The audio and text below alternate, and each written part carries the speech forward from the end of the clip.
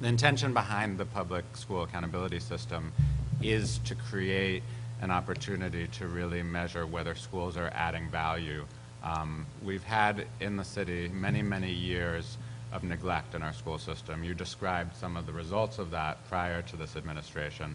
And there's been a really careful, thoughtful effort over the past 6 or 7 years to think about what does it take to create a public school system that actually meets the standards of quality that we would want for every kid in our city. And I really believe that we've made powerful progress on that, and I think part of the reason we've made that progress is some of the systemic reforms that we've put into place.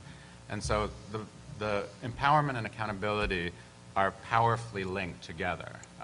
The notion that you can regulate schools to success, which has been sort of how many failing urban districts have been run for decades around the country, just doesn't work.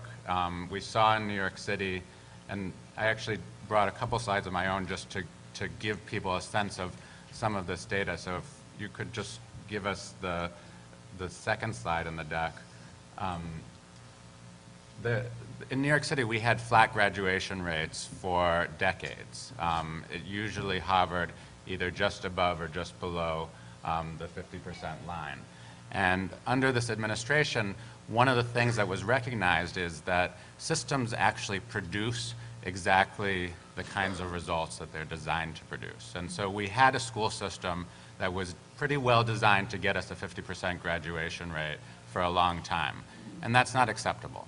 And so we've really been looking at ways to change that equation and to really think about what's it going to take to get to the point where we are at a 90 or 100% graduation rate. And we've started, as you can see, the chart above shows the rate of incline over the last 7 years. We've moved from approximately 50 to approximately 60 on the state measures. New York was one of the first places to say it really does matter whether kids are growing, not just whether they met an absolute standard. And so one of the big goals behind the progress report is to measure that growth.